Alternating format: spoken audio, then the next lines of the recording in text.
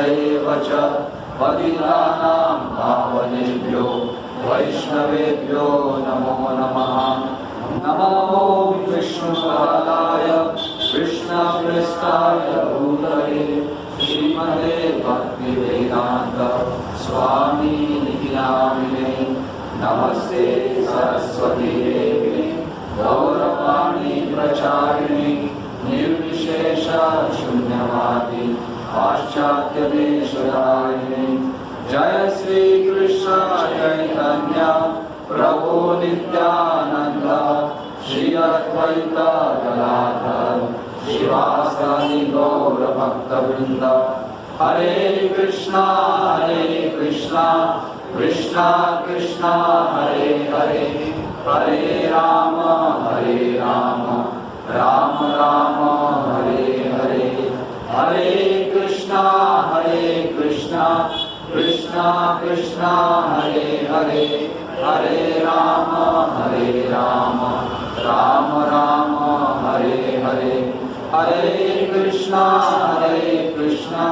कृष्णा कृष्णा हरे हरे हरे राम राम राम हरे हरे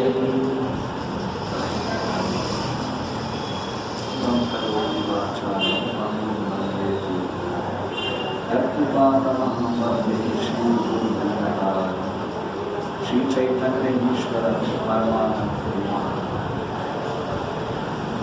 हरे कृष्ण।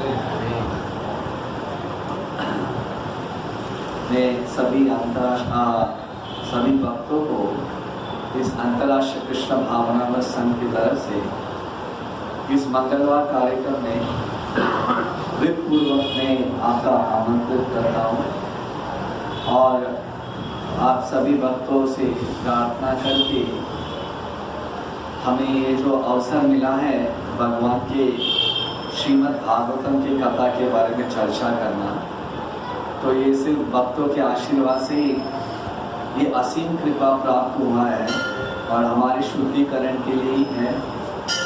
तो इसलिए आप सबके चरणों में नमन करके मैं यही प्रार्थना करता हूँ कि आपके आशीर्वाद से हम पूरे भगवान के शब्दों को हमारे शुद्धिकरण के लिए चर्चा करें। तो जैसे गए मंगलवार को श्रीनिवास आचार्य थे, उससे पहले मुझे अवसर मिला था, तो किसी को याद है हम किस कथा में थे? या भगवान के दशावतार में छठवां अवतार हम लोग बोल रहे थे श्री परशुराम जी की थी। और इनफैक्ट हमने जयदेव गोस्वामी की जो गीत गोविंद से उनके दशावतार स्तुति में वो श्लोक से शुरुआत किया, जिसमें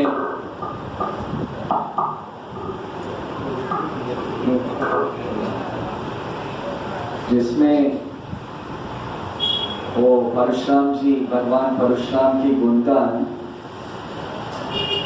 होते, क्षत्रिय रुधिरमये जगदपगत पापम स्नपयसि पयसि समित भवतापम केशव गीता भृगुपति रूपा जय जगदीश हरे जय जगदीश हरे जय जगदीश हरे। तो हम इस कहानी को उस मोड़ पे विश्राम दिए थे जहाँ पे उस समय की बात थी जब संत जमदग्नि उनके आश्रम में एक बार कर्तवीर अर्जुन और उनकी पूरी सेना उनके आश्रम में पधारते हैं। और ये तो एक वनवासी थे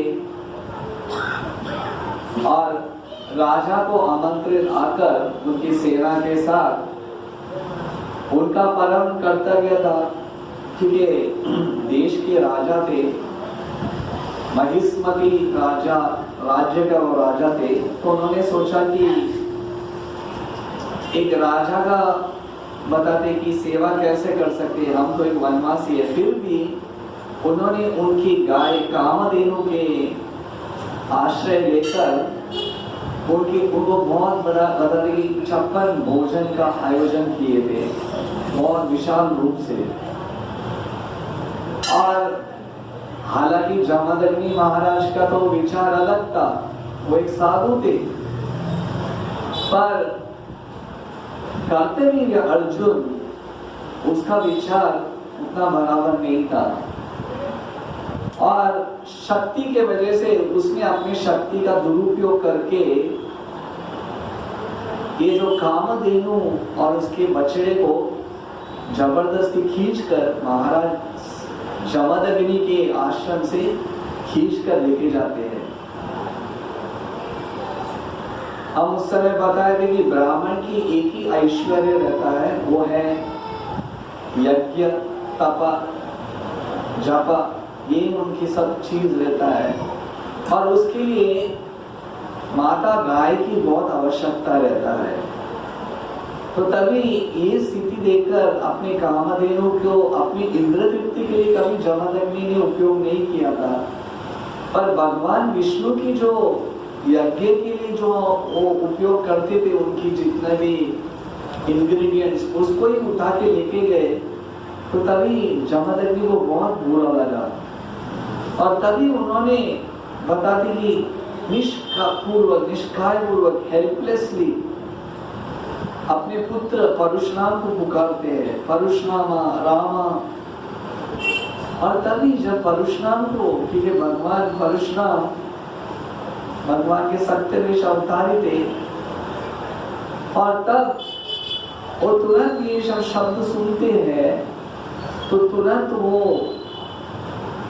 अपने पिताजी के सामने आते हैं और पूछते कि क्या हुआ पिताजी, आपने मुझे पुकारा। बोले परशुराम, हमारे देश में हमारे राजा को अपने प्रजा के ऊपर विश्वास नहीं है, और जो व्यक्ति को ब्राह्मण कुल के ऊपर उतना महत्व नहीं देता, वैसा राजा को कैसे हम समझ सकते हैं। तो परशुराम बता देंगे, आप पिताजी आप कोई चिंता न करें, ऐसे राजा को सिखाने के लिए मैं अवतार लिया हो। तो तुरंत अपने परशु और अपने धनुष बाण लेकर महिष्मती राज्य में प्रवेश करते हैं। बताते हैं कि कार्तवीर्य अर्जुन जब दूर से देखते हैं परशुराम की जो वेशभूषा, एक जटाधारी भयानक रूप में, और अपने शरीर में बता देंगे हिरण के जो अंग वस्त्र पहन के, और एक हाथ में परशु और दूसरे हाथ में धनुष, और पूरे बाणों में भरा हुआ शैया में, ये देखकर बताते कि उनको ऐसा लग रहा था कि यमराज खुद ही मेरे राज्य में चल के आ रहे हैं। और अकेले वन मैन शो, अकेले चल के आ रहे, कोई उनके साथ सेना नहीं है, और उनकी हर डांट में, हर छल छाल में ऐसा लग रहा था कि पूरा जमीन हिल रहा था। तो ये डर के मारे, देखिए इतने बड़े राजा कार्तवीर्य अर्जुन होने के बाद भी जब जो व्यक्ति के पास कपट होता है तो तुरंत वो सत्य से बहुत भयभीत हो जाता है। तो वो क्या योग करता है कि बाकी अन्य चीजों का उपयोग करता है, मेटीरियलिस्टिक पता नहीं एबिलिटीज। तो उसने सोचा अरे मेरे पास तो क्या, मेरे पास इतनी सेना है, तो बोले 17 अक्षौणी को परशुराम के सामने भेजते हैं। अभी एक अक्षौणी कितना सेना रहता है उसमें। ऑफकोर्स अगर आप मैथमेटिकल कैलकुलेशन जाए तो बहुत बड़ा है, पर शास्त्र में बोलते कि एक अक्षौणी में बहुत सारा बताते कि सेना होती है, हाथी घोड़े और रथी महारथी बहुत सारे कुल करके एक अक्षौणी होता है। वैसे 17 अक्षौणी को परशुराम के सामने भेजते हैं, बंद कर दो, ध्वस्त कर दो इसको। ये अपने आप को समझता क्या है, सिर्फ हाथ में परशु लेने से थोड़ी होता है। परशुराम अकेले खड़े होते हैं, और जब पूरी सेना 17 अक्षौणी उनके सामने पता नहीं सराउंड कर दे, पूरा घेर लेते हैं, तो तभी भागवत में उदाहरण एक उसकी उनकी जो युद्ध की तुलना है, परशुराम की जो युद्ध है उसकी तुलना सुखदेव गोस्वामी या व्यासदेव उनकी तुलना ऐसा करते हैं कि आपने देखा है ये जो स्लाइसिंग मशीन रहता है ना, ये पीलर या कटिंग मशीन, अगर आप कोई फैक्ट्री में देखो खड़ खड़ खड़ खड़ खड़ बताते कि परशुराम अपने परशु में ऐसा स्लाइस कर रहे थे कि लोगों को पता नहीं चल रहा था एक किसका हाथ उठ रहा है, किसका गला कट रहा है, किसका पैर फूट रहा है। तो सोचे क्या मशीन चालू किया है, सब लोग मशीन के अंदर जा रहा है, बोल रही इतना तेज था।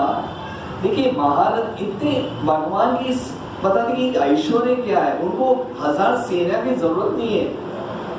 एक व्यक्ति बस हुए, जैसे more fast than the speed of mind, मन के सोच से भी फास्ट उनका जो अस्त्र चल रहा था, मन से भी स्पीड। अभी मन का स्पीड क्या है, हम इधर सोचे बैठे बैठे अमेरिका जा सकते हैं, पहुंच गया न्यूयॉर्क, न्यू जर्सी, अयोध्या का, पर उससे भी तेज।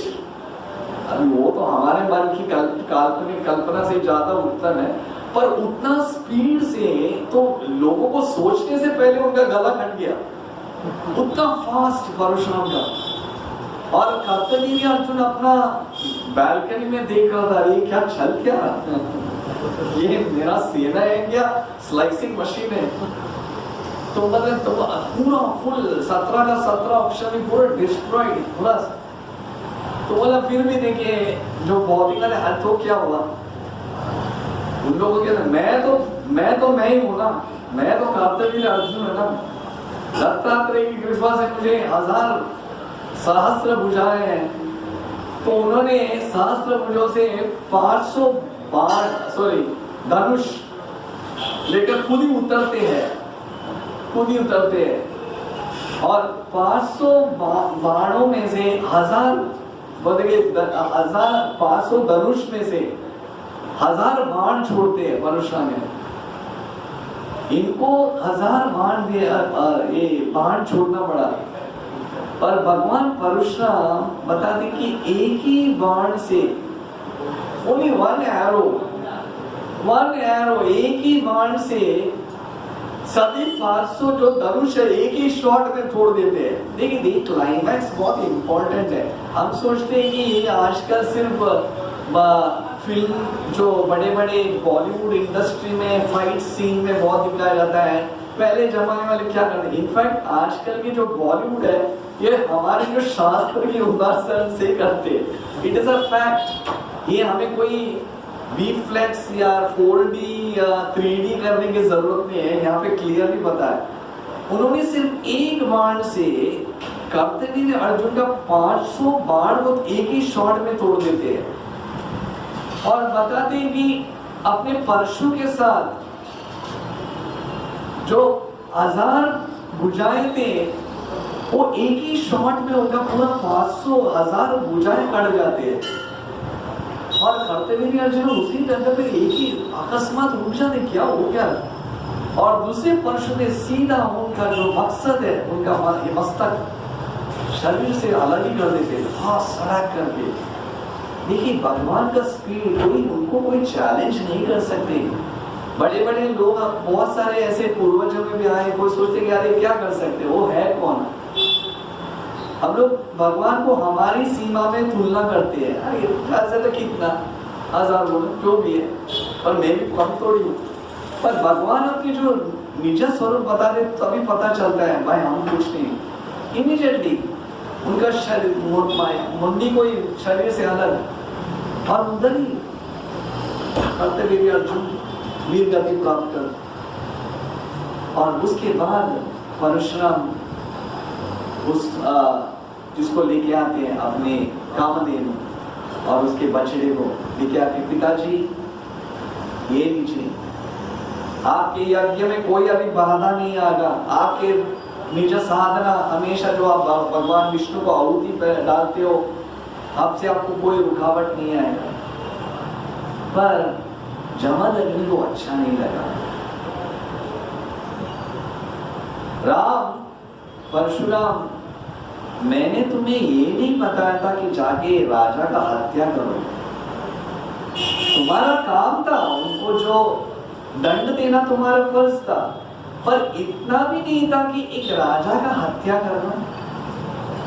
कुछ भी हो, हमारा देश का राजा था, कभी कभी मंदमती की वजह से उसने ऐसा कर्तव्य किया था। बताते कि क्षत्रिय का कर्तव्य है उनकी जो वीरत्व दिखाना, पर ब्राह्मण का कर्तव्य है हमेशा क्षमा करना। जब वो व्यक्ति अगर थोड़ा भी जरा बताते कि शरणागति हुआ था तो तुम्हें क्षमा करना चाहिए था। मैंने कभी अपेक्षा नहीं किया कि तुम हमारे राजा का ही वध कर देंगे। ये वही इंसिडेंट है जैसे समीका ऋषि अपने पुत्र श्रृंगी को बताते हैं, तो बोल रहे परशुराम इसके लिए तुम्हें प्रायश्चित करना पड़ेगा, तुम्हें प्रायश्चित करना पड़ेगा। हालांकि देखिए भगवान कभी कभी पुत्र के रूप में आते हैं, पर वो जब एक पुत्र का पालन करते हैं तो 110% पुत्र का ही रोल लेते हैं। उनको कोई आज्ञा देने की किसी का भी जरूरत नहीं पड़ती, क्योंकि वो परम पिता है। फिर भी उनकी खुद की बताते कि इच्छा पूर्वक वो एक किसी माता पिता, वैसे माता पिता के जन्म को उनको पिताजी और माता जी मानते हैं, और अपने उदाहरण के द्वारा एक आइडियल सन, एक निज पार्षद पुत्र कैसा होना चाहिए वो अपने खुद की उदाहरण से बताते हैं। तो जब जमदग्नि महाराज बताते हैं कि तुम गलत किए हो, इसके लिए तुम्हें प्रायश्चित करना पड़ेगा, तुम्हें पूरे तीर्थ स्थल का वो देखिए परिक्रमा हर जगह पे जाके पश्चाताप करके आना पड़ेगा। तो परशुराम बताते हैं कुछ आर्ग्यूमेंट बिना, कोई तर्क वितर्क की ना, वो ये नहीं अरे पिताजी ऐसा नहीं, और नो आपका आज्ञा है, आई एम रॉन्ग, नहीं करूंगा। आपने बताया ना, ये एक आइडियल सन का लक्षण है। देखिए दिस इज आइडियल सन, ये हमारी उदाहरण है, हमारी उदाहरण है। जो व्यक्ति धर्म के पथ में चल रहा है, जो व्यक्ति असीम भगवान श्री कृष्ण का पालन कर रहे हैं, वैसा व्यक्ति जब पिताजी के रोल लेते हैं तो उसके बाद हमें संपूर्ण विश्वास होना चाहिए कि ये हमारे हित के लिए बता रहे हैं, उसमें कोई डाउट नहीं होना चाहिए। ऐसा पिताजी का पुत्र होकर जन्म लेना भी अपना सौभाग्य है, ये हमारे लिए सीख है। Having complete faith in the order of his father, Parshuram को संपूर्ण विश्वास था। जमदग्नि ने नहीं बताया, एग्रीड, पिताजी हाँ मेरे आई एम एग्री, और तुरंत निकलते हैं और पूरे जितने भी इस बताते कि पूरे ब्रह्मांड में या पूरे धरती में कितने भी पुण्य स्थल थे, 1 वर्ष तक पूरे सभी जगह पे जाकर प्रायश्चित करते हैं अपने जो ये कार्य के लिए। और उसके बाद क्या होता है, ये जो कार्तवीर्य अर्जुन के जो पुत्र थे, उनको 10,000 पुत्र थे, तो उन्होंने सोचा ये परशुराम अपने आप को समझता क्या है, हमारे पिताजी को उनका वध करके ये क्या आनंद में रह सकता है? अगर आज हमारे पिता नहीं है तो हम ऐसा देखेंगे कि उसका ही पिताजी नहीं होना चाहिए, वो टिट फॉर टैट बोल देना। अगर हम हमारे पिताजी में हम भी बताएंगे तेरा क्या होता है हालत। तो एक दिन ऐसा है कि परशुराम जी नहीं थे और उनके भाई भी नहीं थे, 4 भाई थे, वो भी नहीं थे, सिर्फ आश्रम में रेणुका और जमदग्नि थे। उस समय ये जो कर्तव्य अर्जुन के पुत्र थे, 10,000 पुत्र, वो आकर जमदग्नि महाराज के वध करते।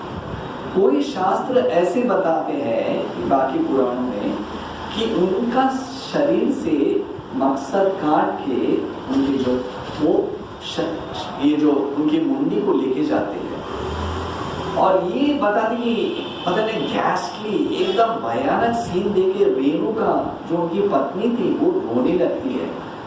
ये देखने अपने खुद के पिता पति देव के दृश्य देखकर वो एकदम हाथ फूट कर बोले रामा रामा परशुरामा। ये जब शब्द माता के शब्द पढ़ते हैं तो तुरंत परशुराम जिस स्थान पे थे तुरंत दौड़ के आते हैं, और बाकी भाई लोग भी आ जाते हैं उनके प्रातः, और तब वो देखते कि पिताजी की आदत, तो तभी बताते कि परशुराम जी की एकदम क्रोध बताते 1000 गुण बढ़ जाता है, और वो शपथ लेते हैं, बोलते कि पिताजी के शरीर को ऐसे आप संभाल के रखो, मैं आज शपथ लेता हूं जो मेरे पिताजी की ऐसा दृश्य किए उनका मैं वध करूंगा, और जो उनके साथ में भी है उनको भी पूरा मैं ध्वस्त कर दूंगा, उनका भी पूरा वध कर दूंगा। और तुरंत बोलते हैं कि महिष्मती राज्य में वापस पुनः जाकर जितने भी 10,000 थे, 10,000 पुत्र थे, बोलते हैं कि सब लोग के जो मुंडी को काट के उन्होंने एक मुंडियों का पर्वत बनाया था। अभी नाउ ये सोचने के लिए एकदम बता देखिए, इट इज वेरी, अगर आप अरे अरे ऐसा कैसे, क्योंकि देखिए मैं इसका कंक्लूजन बताता हूँ, भगवान ये अवतार किस लिए लिए थे।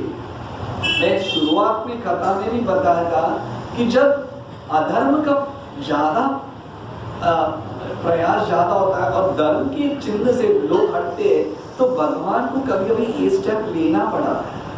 उस समय ऐसा था कि कर्तव्य अर्जुन जैसे बहुत सारा राजा थे, इसलिए भगवान को उस समय ये परशुराम के रूप में आना पड़ा। और तभी उन्होंने ये दृश्य पूरे 10,000 पुत्रों के से एक मुंडी बना के बताते कि एक क्षत्रियों की खूनों की एक नदी बना दी। और उसके बाद वो शपथ लेते हैं कि मैं इस धरती से सभी क्षत्रिय जो अधर्म के पक्ष में जा रहे हैं उनको मैं रिक्त कर दूंगा, धरती को वैसे लोगों से रिक्त कर दूंगा। और बताते कि 21 बार 21 टाइम्स 21 बार परशुराम जी पूरे धरती पे पूरे ऐसा घोषणा करके जो क्षत्रिय जो ब्राह्मण कुल की ब्राह्मणिकल स्टैंडर्ड उसको महत्व नहीं दिए बिना, जो यज्ञ यादि तपस्या को मत सिर्फ अपना राज्य से अपना ही अधर्म के पक्ष में जा रहे थे, उस समय परशुराम जी 21 बार उनके वध किए थे।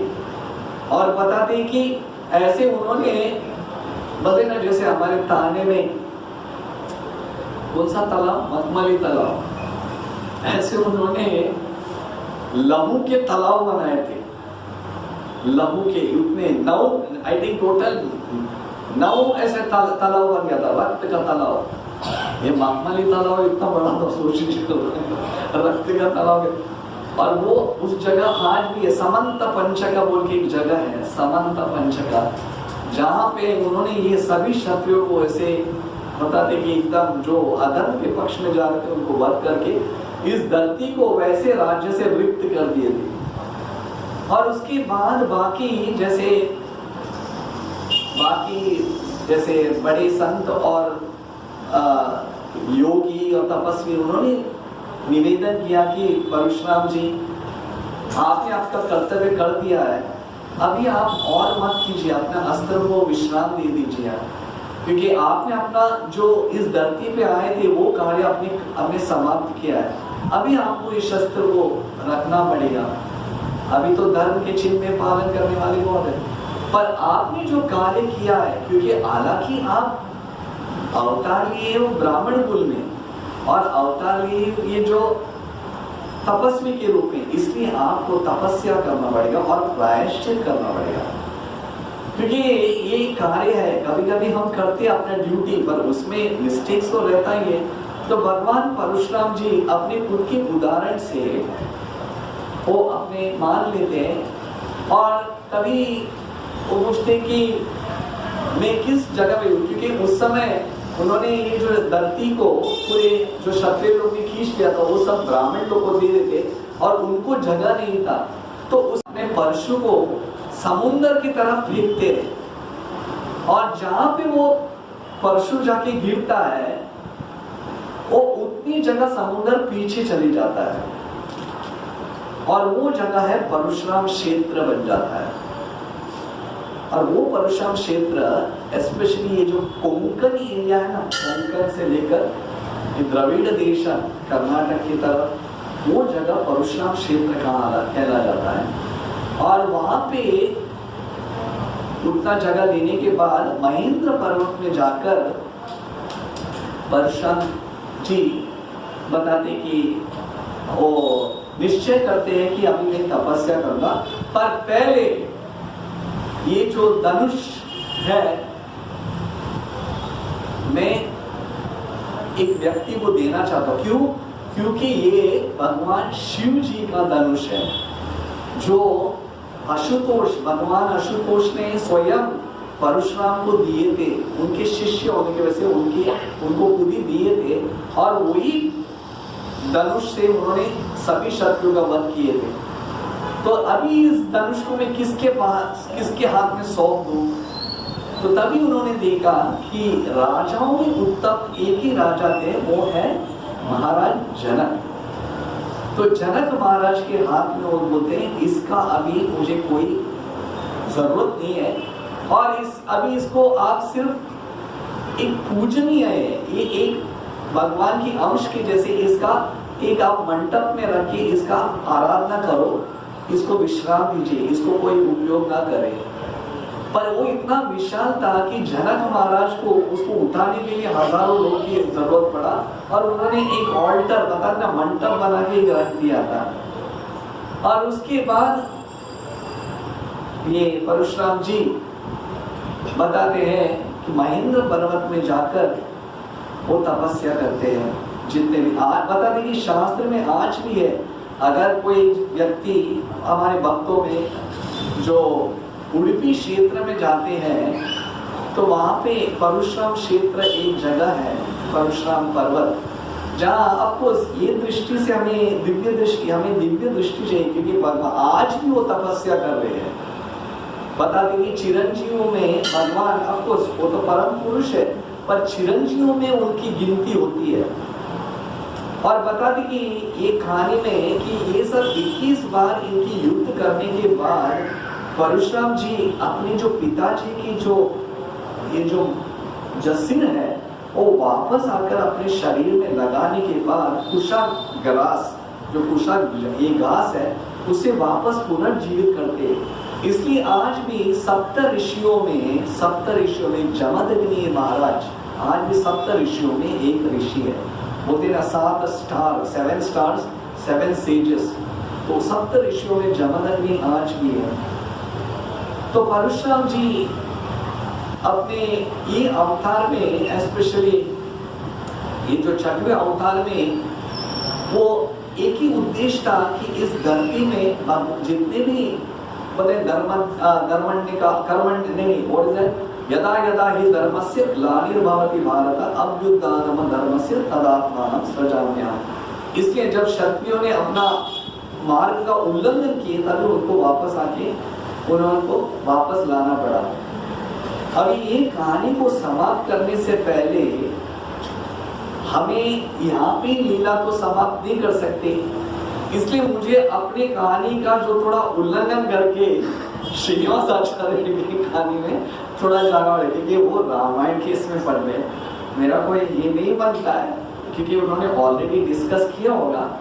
पर ये परशुराम जी का जो भाग है, यहाँ पे अगर ये लीला के साथ हम जुड़ते नहीं है तो ये लीला को कोई मकसद नहीं होता है, पूर्ण नहीं होता है।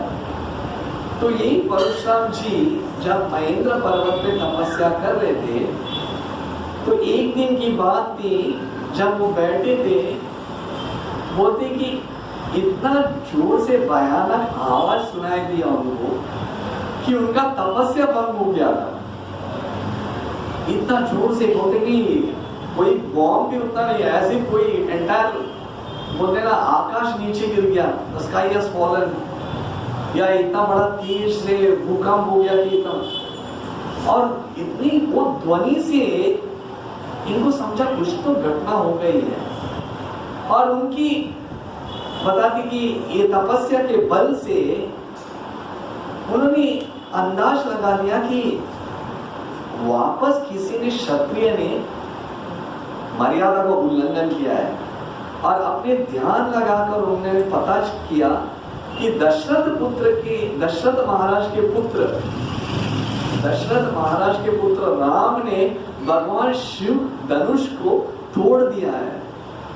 और ये उसकी इतनी हिम्मत, 21 बार मैंने क्षत्रियों का वध किया है, ये कौन सा क्षत्रिय वापस उठ के भगवान शिव का धनुष को तोड़ दिया, लगता है मुझे वापस अपना परशु को उठाना पड़ेगा। तो वापस वो महेंद्र पर्वत से उतरते हैं।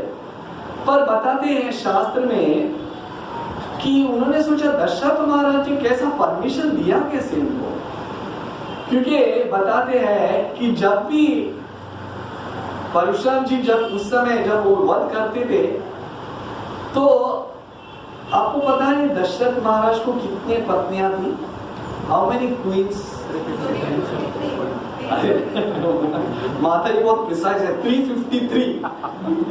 कोई लोग बोलते 347, कोई बोलते 350, क्योंकि ये उल्लंघन हम लोग उस जगह पे आता है जहाँ माता कैकेयी भगवान राम को बताते कि तुम्हारे पिताजी की कितने रानियां थी, बाकी किधर भी नहीं आते वहां पे। तो इसलिए बड़े बड़े जो लेखक है उधर इधर कैकेयी ने अपने तीनों को गिना है तो तभी 353 होता है, या अगर नहीं गिना तो 347 होता है। तो इसलिए हमने बेटर टू कैश 350 350 जो भी है 3.5। तो क्यों दशरथ महाराज को क्यों शादी करना पड़ा?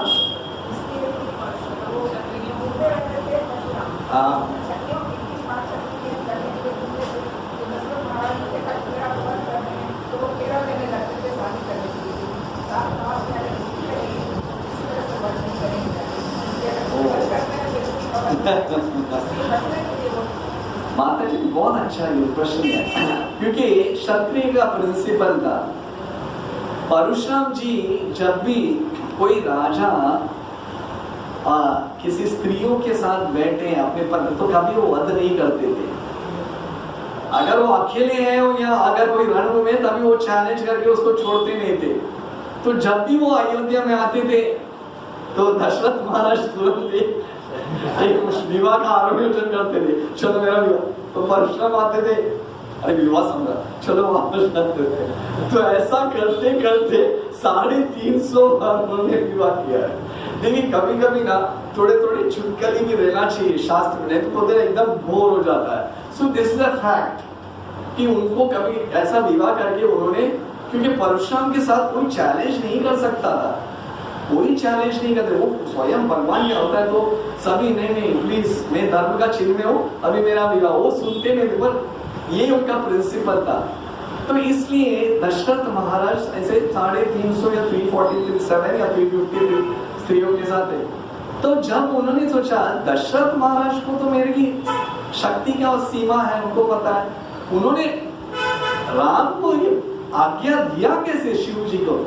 तो सभी तभी ये जब आ रहा था, ये एंटायर जनकपुर से बता देना बारात या जो भी वेडिंग सेरेमनी शादी विवाह के अयोध्या की तरफ जा रहे थे पूरे जनकपुर से, तो पूरा एकदम दूर से दिखता है कि बड़ा धूल उड़ रहा है सब, अरे एकदम देर से कोई धूल उड़ के आ रहा है। और जो तो सबको पता चला कुछ तो गड़बड़ है, कुछ तो कोई इनऑस्पिशियस साइन है।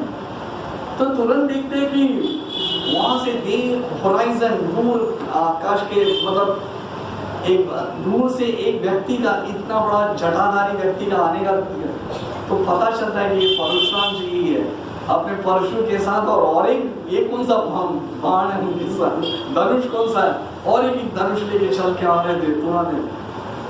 बोले सावधान राम सावधान।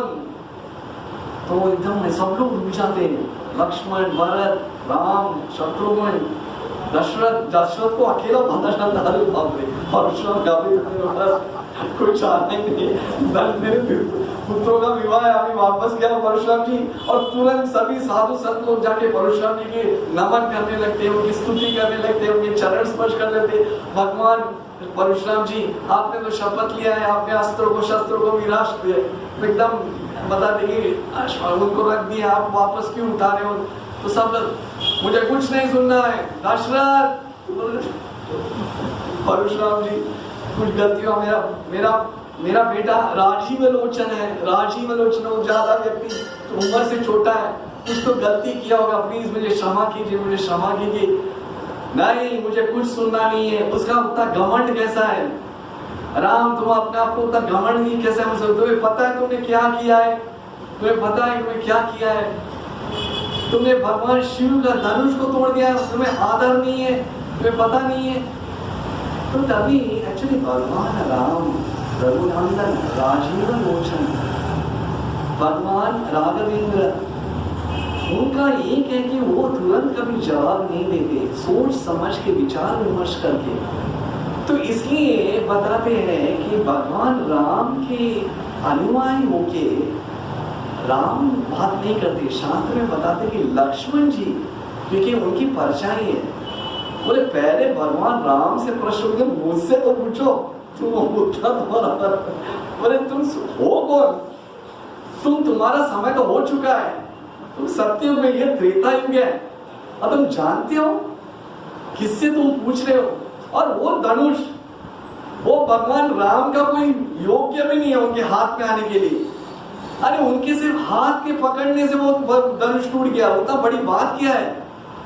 अरे भगवान राम तो कुछ भी कर सकते हो मेरे भैया, राधा राम का तुमने सीमा जाना नहीं है। तुम कुछ करो, उनको चुनौती देने वाले होते कौन हो? पहले मुझे चुनौती दो। तो लक्ष्मण के बोलते तुम्हें उतना ज्ञान नहीं है, मैं किससे पूछ रहा हूं, उससे वो प्रश्न देना, उत्तर देना चाहिए। तो बोलता है, अभी आचार्य लोग बोलते हैं, मैं थोड़ा कहानी से थोड़ा हटता हूं, बोलते हैं कि जब भगवान श्री रामचंद्र जब वो धनुष लेते हैं, भगवान शिव के जो धनुष लेते हैं, तो बोलते हैं कि जब उनको सिर्फ वो उसका जो रस्सी है उसको बांधने का था, उसको खींच के थोड़ा बांधने का था। भगवान भोलेनाथ जी का ये था, वो कोई साधारण बाण नहीं है या धनुष नहीं है, तो उसको खींच के तो उन्होंने क्या किया, एक भाग जो नीचे के भाग में है उसके ऊपर पैर रख के, बट ना चलो उतना बड़ा धनुष को उसको खींचने के लिए वो किधर किधर, क्योंकि उसको पकड़ना ही पड़ेगा। अगर उसको बराबर से बैलेंस नहीं है तो किधर भी उड़ जाओगे। अगर बराबर से उसको होल्ड में रखने के लिए एक पैर को नीचे पकड़ के ऊपर का भाग को खींच के उसको बांधना पड़ता है। भगवान राम को छोड़ने का कोई अंदाज नहीं, मतलब उनको कोई इच्छा भी नहीं था, वो भी जानते थे भगवान शिव का। पर आचार्य को, श्री वैष्णव आचार्य बोल रहे थे, देखिए भगवान की लीला इतनी अपरंपार है, जो नीचे का भाग को ऊपर का भाग देख रहा था, बोले अहो भाग्य, अहो भाग्य, तुमने क्या पुण्य कर्म किया है कि भगवान रघुनंदन का पैर तुम्हारे ऊपर पड़ा है, और दुर्भाग्य है मैं उनके सिर के ऊपर बैठा हूं। क्या जरूरत है मुझे उनके सिर के ऊपर रहना, मैं तुरंत टूट के उनके पैर पे आ जाता हूँ, इसलिए भगवान टूटना पड़ा। देखिए ये आचार्य लोग की दृष्टि से पता चलता है। बोलते ना मेरी जगह उस जगह पे वहां मेरा ठिकाना हो, रघुनंदन के पैरों के नीचे मेरा जगह ठिकाना, वही मेरा सब कुछ है। तो इसलिए वो पर वही अगर ये दृष्टि में देखते, परशुराम चिल्ला रहे थे, तुमने किया कैसे, तुम्हें पता नहीं है तो क्या कर रहे हो? ठीक है तुम्हारे घमंड की वजह से तुमने किया होगा, पर अब ये धनुष के लिए लो, ये धनुष, ये पता है तुम्हें कौन सा धनुष है? ये है भगवान विष्णु का धनुष। इसका पर ये लगा के दिखाओ मुझे, इसमें एक बाण लगा के तो बताओ। तुमने तो शिव जी का मतलब विष्णु का धनुष तो देखा, बताओ, तब मैं मानता हूं तुम, और उसके बाद लगाने के बाद मैं तुम्हें चुनौती देता हूं मेरे साथ युद्ध करने के लिए। अभी देखिए ये लीला इसलिए बताते हैं, भगवान की जो पास्ट टाइम है। अब अभी हम कोई व्यक्ति बोलेगा ये आप बोल रहे प्रभु जी कि एक बार परशुराम जी विष्णु के अवतार है और उनको इतना भी पता नहीं चला कि भगवान सामने परम देवोत्तम पुरुष श्री रामचंद्र स्वयं खड़े, और आप इसलिए बता दे भाई जन्म कर्म चमे दिव्य एवं योवेति तत्वतः त्यक्त्वा देहं पुनर्जन्म देहि मामेति सुवर्धना। ये बुद्धि से अगर आप एनालाइज करेंगे ना तो कुछ पता ही नहीं चलेगा। इसलिए जो व्यक्ति अगर रामायण पढ़ते हैं तो मैं अरे ये क्या है, Ram Sita loving affair romance, एक पत्नी के भीतर रोना, इसलिए मॉडर्न अंडरस्टैंडिंग में अगर एनालाइज करेंगे तो इसी तरह का अरे परशुराम जी खड़े और उसको पता है भगवान की लीला अपरंपार है। भगवान चाहते जब मनुष्य होकर लेते हैं तो 110% फुल मनुष्य ही है, उसमें ये नहीं कि वो नाटक कर रहे हैं। He knows fully I am मनुष्य मर्यादा पुरुषोत्तम होके जन्म थे। उसी तरह भगवान चाहते थे परशुराम के रूप में उनको उतना ही होना चाहिए, क्योंकि ब्रह्म संहिता में बताते रामादि मूर्तिषु कला नियमेन तिष्ठन्, रामादि मूर्तिषु कला नियमेन तिष्ठन्। उसके बाद बोल नेक्स्ट लाइन, नानावतार अक्रोध वनेषु किंतु। उसमें बताते हैं कि भगवान की बहुत सारा लीला है, पर सबसे प्रमुख the highest of all avatars भगवान जब आते स्वयं कृष्ण या भगवान का Ram is the highest of all incarnations. इसे बाकी सभी अवतार उनके नीचे हैं। तो भगवान राम के रूप में वो बताना चाहते थे कि I am the supreme, ultimately ये आप मेरे अंश ही हो। तो तभी जब परशुराम बोलते कि इसको परचाय लगा के बताओ और मेरे साथ युद्ध करके बताओ, तो तभी भगवान राम बोलते हैं कि ठीक है, और तुरंत अपने बाएं हाथ से वो खींच के ले लेते हैं और उसको पता नहीं कि एक बालक के रूप से सीधा उसको बांध के उनके दूसरा बाण उनके हाथों में उसको खींच के, और जैसे वो रख के अपने कानों की तरफ लेके परशुराम की तरफ फेस करके देख रहे थे और पूछने भगवान रामचंद्र पूछने लगे, बोलिए परशुराम जी कहाँ छोड़ू, क्योंकि हमारे पास उतनी संस्कृति है कि एक ब्राह्मण का वध नहीं करना चाहिए, बोलिए कहाँ छोड़ू इस बाण को। ऊपर से सभी लोग आकाश में सब देव देवगण, प्रभु हमारे तरफ तो मत छोड़िएगा क्योंकि राम का बाण है, आप इधर छोड़ते वो कभी अपना एम मार के रहता है, वो कभी दूसरी दिशा में जाता नहीं, हमारे तरफ तो मत छोड़िए।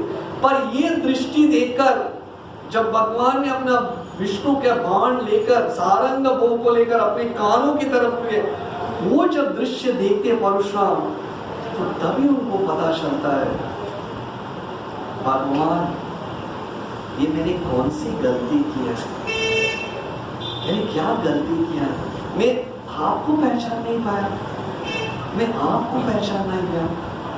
क्योंकि भगवान जब परशुराम को सारंग वो जो देते हैं तो तभी वो बोलते हैं कि परशुराम मैं वापस आऊंगा, तुम्हारा परीक्षा करने के लिए वापस आऊंगा।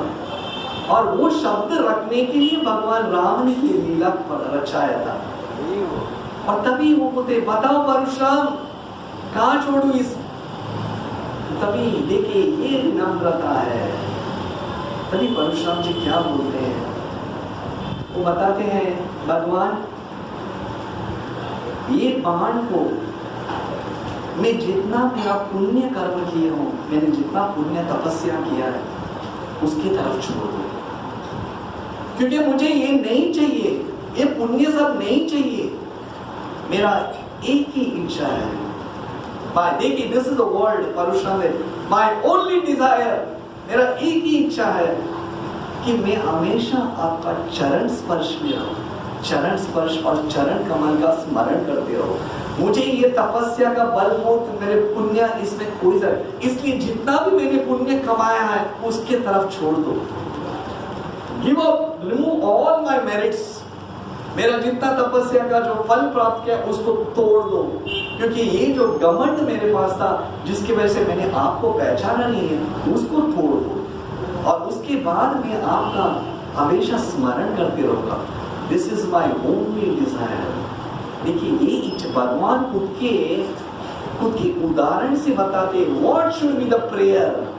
चैतन्य महाप्रभु खुद अपने जीवन की प्रेजेंस में खुद ही आकर शिक्षाष्टकम क्यों बताए, ये भावना से कृष्ण को प्रार्थना करो। कृष्ण ही स्वयं आकर बताते कैसा प्रार्थना कर, जैसे पिताजी से पुत्र जाके पूछा पिताजी कैसा प्रार्थना करें, कैसा लिखना चाहिए, तो पिताजी बोलते ऐसा करो। कभी कभी बर्थडे के दिन कभी कभी कुछ वो चॉकलेट क्या करना है पहले पिताजी को दो, तो वो खुद ही सिखाते हैं अच्छा डू लाइक दिस। तो कभी कभी भगवान को खुद अपने अवतार के द्वारा मनुष्य को सिखाना पड़ता है कि कैसा करना चाहिए। तो उसी तरह परशुराम अपने खुद के उदाहरण से बताया हाईएस्ट ऑफ ऑल ईश्वरा परम कृष्ण सच्चिदानंद विग्रह आराध्य गोविंद सर्व कारण कारण, सभी अवतारों के कारण, इसलिए मैं वो बता रामा विमूर्तिषु कदा नियमेन तिष्ठन् नानावतारम अकुर्वन् भुवनेषु किन्तु कृष्ण स्वयं सदावत् परमपुमन्यो गोविंदमादि पुरुषं तमहं भजामि। क्योंकि सभी अवतार the fountain head of all the incarnations वो भगवान राम और कृष्ण। तो इसलिए भगवान परशुराम के रूप में उनको सिखाने का था this is how one should pray. मेरा पुण्य कर्म को बचाओ, मुझे स्वर्ग में, आई डोंट वांट एनीथिंग, इस मुझे बाकी कोई इच्छा नहीं, मुझे एक ही इच्छा है हमेशा मैं आपका स्मरण करते रहूं। तो इसके द्वारा से परशुराम अपने बताए कि ये मेरा उद्देश्य है। और उसके बाद जैसे भगवान राम वो छोड़ते हैं, तुरंत परशुराम जी वहां स्थित अदृश्य हो जाते हैं। He become disappears। क्योंकि वो बोले भगवान अभी आपका समय है, मुझे पता चला मर्यादा पुरुषोत्तम राम के रूप में आए, तो इसलिए मुझे ये एक भाग लेना पड़ा। क्योंकि ये कहानी को, ये कथा को समाप्त करने से पहले अगर ये भाग में नहीं बोला तो I am not doing justice to lord Parashuram's past. उद्देश्य ये था एक बार इस भगवान को दी, क्योंकि ऐसा बहुत सारा अवसर आते हैं। अगर आप कृष्ण बुक पढ़े हो, कृष्ण बुक जो श्रीमद् भागवतम का 10वां स्कंद में, वहां पे अंतिम भाग में स्वयं जब ब्राह्मण की वो चैप्टर है, ब्राह्मण चिल्ड्रंस, जो ब्राह्मण के पुत्र को खुद वध हो जाता है, और अर्जुन, वो एक स्टोरी है, कहानी है, जहाँ पे ब्राह्मण के पुत्र सब महाविष्णु के लोक में जाते हैं। और उस समय भगवान कृष्ण और महाविष्णु आमने सामने आते हैं, और तभी भगवान महाविष्णु बोलते हैं कि मुझे आपका दर्शन लेने का था गोविंद का, इसलिए मुझे ये कहानी, ये कथा, मुझे ये लीला रचाना पड़ा। तो उसी तरह देखिए बताते हैं कि भगवान की जो सौंदर्य, उनकी लीला को कोई सीमा नहीं है। कभी कभी ऐसा लीला करते कि हम जैसे बद्ध जीव विचलित हो जाते, इसलिए हमारी बुद्धि से हम समझ नहीं पाते। इसलिए गुरु, साधु और शास्त्र का हम जब शरण में जाते तभी ये क्लियरली एक्सप्लेन किया जाता है क्यों उन्होंने ऐसा लीला किया है। एक आचार्य के परपट, उनके जो तात्पर्य से हम समझते हैं कि क्यों भगवान है। नहीं तो कोई लोग विचलित हो जाता है, या आप लोग अपना खुद का काल्पनिक ये बताते हो, ये कहाँ से लेते हो, इतना सो कंफ्यूजिंग, ये क्यों ये सब झंझट में जाना चाहिए, ऐसा कभी होता है क्या? ये क्यों स्टडी प्रॉपरली, ये बराबर से हम दशावतार को बराबर से हम पढ़ेंगे, आचार्यों से जिसकी इच्छा होना चाहिए, इसमें कोई कंफ्यूजन नहीं है। हमारा मन इतना कंफ्यूज है कि हम वो चाहते नहीं है। तो ग्रेजुअली जब हम ये आचार्य या गुरु के अंडर उनके शास्त्र में अध्ययन करेंगे तो तभी हमें एक डाउट पूरा क्लियर हो जाएगा। तो ये कहानी को हम, ये जो कथा को यहाँ हम समाप्त करते हैं भगवान परशुराम जी का, जो हम शुरुआत किए थे, भगवान का 6वां अवतार है। अब जो आने वाला मंगलवार में हमें जो अवसर मिलेगा, हम देखते हैं कि भगवान की कौन सा लीला, क्योंकि वो चैप्टर एंड होना चाहिए, देखते हैं जिसके बारे में हम चर्चा कर सकते हैं। और आज का प्रवचन समाप्त करने से पहले हम हमारे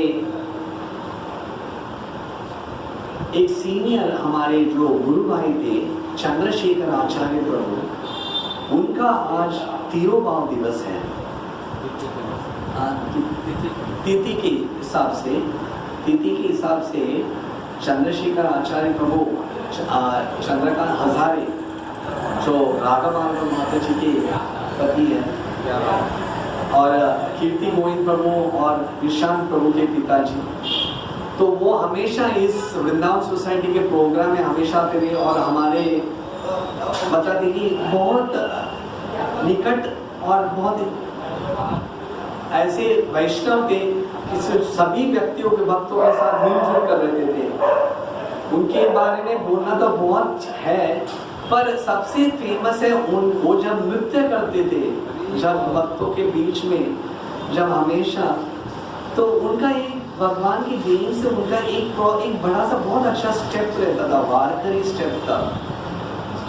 भक्त लोग उनको बीच में बोलते थे आप बीच में नृत्य कीजिए, और उनको सराउंडिंग करके करताल होतन बहुत अच्छे से कीर्तन, और बताते कि मैन ऑफ फ्यू वर्ड्स, ज़्यादा वो बताते कि जितना रहता था उतना ही।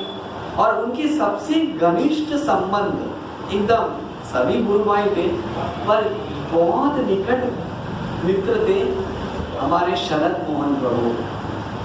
हमारे बीच में शरद मोहन प्रभु भी नहीं रहे, चरणवती माता जी के पति थे, पर दोनों भी इतने घनिष्ठ संबंध उनका भी था, हमेशा साथ में रहते थे जब भी मीटिंग रहते थे।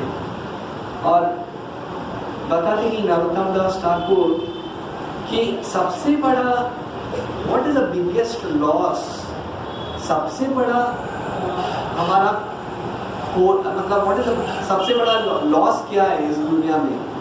धन दौलत हमारे कब्जे में जाना वो बड़ा लॉस नहीं है, पर एक वैष्णव जब हमारे बीच से चले जाते हैं, जो हमेशा कृष्ण का स्मरण करते और दूसरे को कृष्ण का याद कर पाते थे और दूसरे को हमेशा कृष्ण के बारे में बताते थे, वैसा व्यक्ति जब हमारे जीवन से निकल जाता है, that is the biggest loss.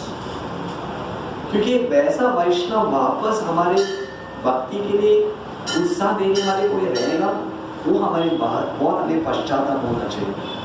That is the biggest loss. पर जहाँ पे भी इसलिए भक्ति विनोद ठाकुर बताते हैं हरिदास ठाकुर के समाधि में, he reasons he who says Vaishnavas die when thou art living still in sound, Vaishnavas die to live and living spread the holy name around। बताते हैं कि वैष्णव बताते कि वो कभी उनका मृत्यु होता नहीं है, वो जैसे एक बताते कि सूरज के समान है, जिस जगह पे उनका समाप्त होता है तो दूसरे लोक में उनका आगमन हो जाता है। हमारे बीच से चले गए पर भगवान के लोक में तो उनका आगमन हो गया है। और वो वैष्णव उनके सदाचार, उनके आचार, उनके शब्दों के द्वारा आज भी वो हमारे बीच में है। देखिए चंद्रशेखर आचार्य प्रभु का ये एक जो दृश्य है और उनकी जो एक्शन से आज भी हमें सभी गॉड ब्रदर्स, सभी गुरु भाई को स्मरण है कि वो हमेशा ऐसा करते थे और वो कभी प्रजन को या गॉसिप या किसी का निंदा करने में किसी इन्वॉल्व नहीं थे। अपना साधना जब भी काउंसिल मीटिंग में आते थे वो एक ही पूछते थे, प्रभु जी जाम बराबर से नहीं हो रहा है, मैंने यही प्रार्थना की थी मेरा जाम बराबर हो।